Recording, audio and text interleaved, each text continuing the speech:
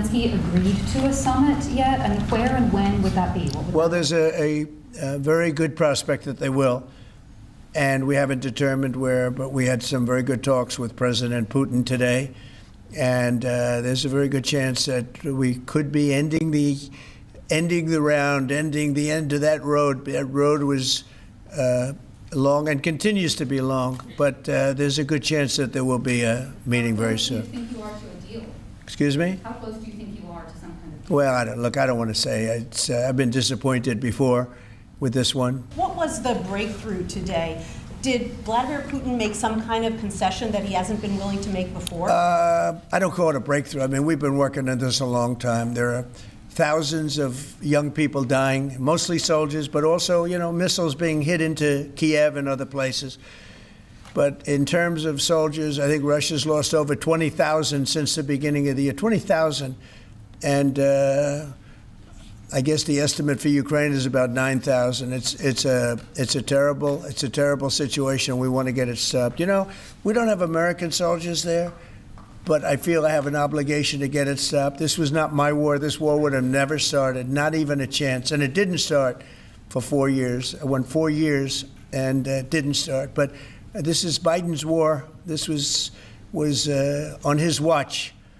And, it's funny, we had no land was taken from Trump. It was taken from Bush. It was taken from Biden. The whole thing they would take from Biden if it weren't for us. But it was taken by Obama.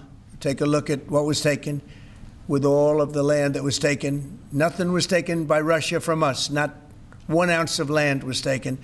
I'm here to get the thing over with. It would have never started if I were president. And we're here to get it stopped and get the death stopped. Yeah, please.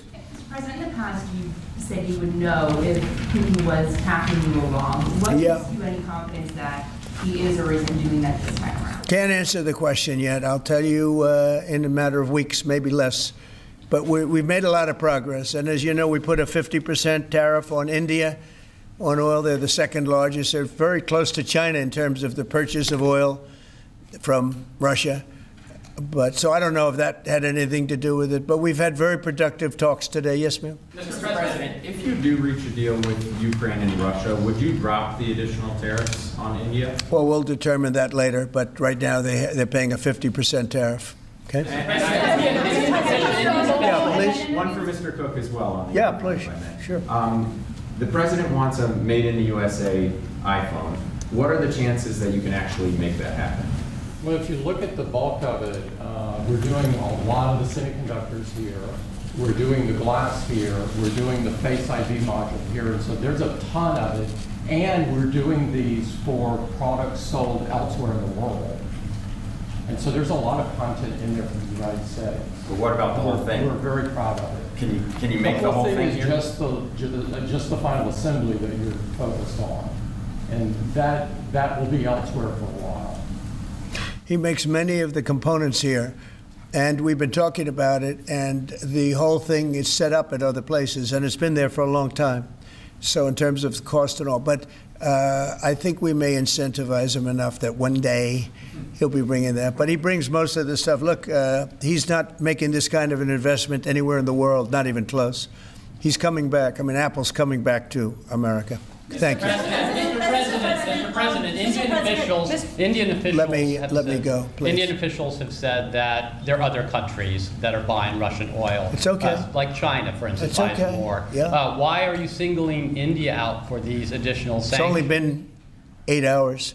So let's see what happens over the next. Sanctions you're going to see a lot more. So this is a taste of You're going to see a lot more. You're going to see so much secondary sanctions. Yes, ma'am. Sorry. You were the driving force behind Operation Warp Speed, these mRNA vaccines that are the gold standard. Right. Now your health secretary is pulling back all the funding for research. He's saying that the risks outweigh the benefits, which puts him at odds with research the entire on what? Medical community and with you. What is going on? Research on what? Into mRNA vaccines. Well, we're going to look at that. We're talking about it, and they're doing a very good job. And, that is a pass. With Operation Warp Speed was, whether you're Republican or Democrat, considered one of the most incredible things ever done in this country.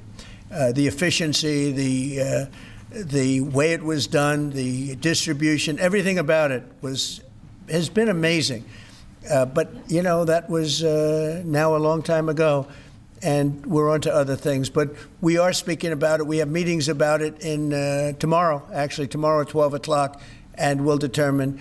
We're looking for other answers to other problems, to other sicknesses and diseases, and I think we're doing really well. Yes, ma'am, please. Thank you, Mr. President. You said many times that you want to stop wars in the Middle East.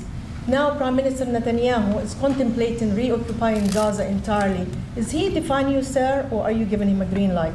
Well, we have stopped wars in the Middle East by stopping Iran from having a nuclear weapon, and they're they can say they're going to start all over again, but that's a very dangerous thing for them to do, because we'll be back. As soon as they start, we'll be back. And I think they understand that. They're just words. But no, we've stopped a lot of wars in the Middle East. If you think about what we did with Iran, Iran was the perpetrator of hate, a very evil place, and I think it's going to be a lot different in the coming years. On the India penalties, do you have any similar plans to enact more tariffs on China as it relates Could to their happen. purchases? Could happen. Depends on how we do. Could happen. Brian? Yes, I've got an entertainment-based question for you. A few weeks ago, Stephen Colbert announced that he was leaving his show. Howard Stern announced that he and Sirius XM Radio are parting ways. Do you think the hate Trump business model that's been in the entertainment business is going out of business because it's not popular with the American people? Well, it hasn't worked, and it hasn't worked really for a long time, and I would say pretty much from the beginning. Colbert has no talent. I mean, I could take anybody here, I could go outside in the beautiful streets and pick up a couple of people that do just as well or better. They get higher ratings than he did. He's got no talent. Fallon has no talent. Kimmel has no talent. They're next. They're going to be going. I hear they're going to be going. I don't know, but I would imagine because they get, Colbert has better ratings than Kimmel or Fallon. You know that. Howard Stern, it's a name I haven't heard. I used to do a show, used to have fun, but I haven't heard that name in a long time. What happened? He got terminated? Yeah, they're going to separate ways because I think what they're offering salary-wise is real low than what he's getting. You know when he went down? Whenever you want. You know when he went down? No, before. When he endorsed Hillary Clinton, he lost his audience. People said, give me a break. He went down when he endorsed Hillary Clinton. Mr. President, have you talked to Governor Started Cuomo? interviewing Fed candidates yet? Yeah, we've started the interviewing process.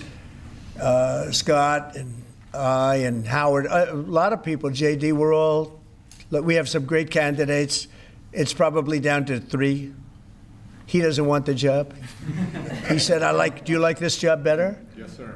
I mean, he was a candidate, but I don't think he'll take it. I really don't think he'd take it, actually. Are there any candidates from Wall Street, Mr. President? Yeah, essentially we're all from Wall Street, aren't we? You know, when you get right down to it, the term Wall Street. Yeah, please. Yep, you made your tax cuts permanent.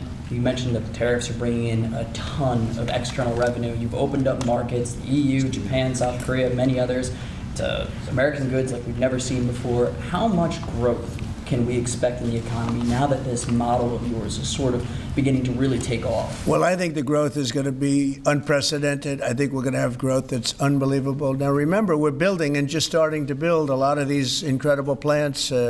We talked about the electric facilities that we're building, the generating plants, electric generating plants. They're massive, and they're going to be great, and they're going to sell excess electricity into our grid. So we're going to be having much more electricity than we ever had, and those plants are going to be taken care of individually.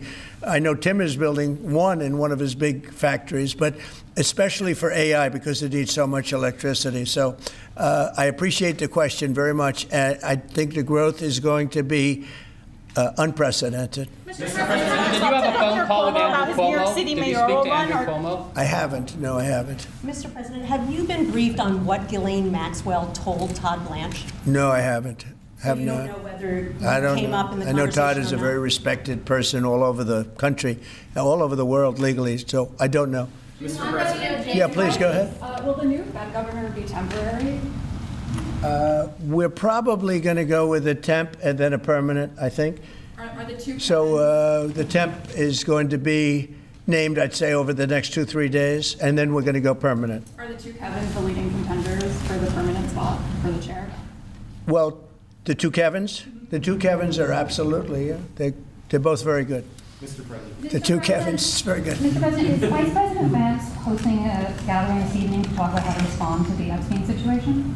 Is he working on what? Is he hosting some kind of gathering of top advisors this evening to talk about how to respond to the Epstein situation? I don't know. I could ask you that question. I don't know of it, but I think here's the man right here. I saw it reported today, and it's completely fake news. We're not meeting to talk about the Epstein situation, and I think the reporter who reported it needs to get better sources. Look, the whole thing is a hoax. It's put out by the Democrats because we've had the most successful 6 months in the history of our country, and that's just a way of trying to divert attention to something that's total bullshit. Okay? Yeah, please. A new Gallup poll says that Elon Musk is the most unpopular public figure in the country right now. I'm wondering, do you miss having him around the White House, or is that poll accurate? I don't know if the poll's accurate. I think he's a good person. I think he had a bad moment, really bad moment, but he's a good person. I believe that. President Trump, are you keeping that 10 to 12-day deadline? China facing potential secondary sanctions for Yeah. Russian oil. Them having that tariff or sanction rather or not hinges on what going forward? It may happen. I mean, I don't know. I can't tell you yet, but we did it with India. We're doing it probably with a couple of others. One of them could be China. Yes. Are you keeping that 10 to 12-day deadline that you had given Russia after today's talks? Yeah, we're pretty much getting close to it right now, but we're having very serious talks right now about getting out of Ukraine, getting it settled, getting it ended. Should have never started, would have never started. If I were president, it would have never started.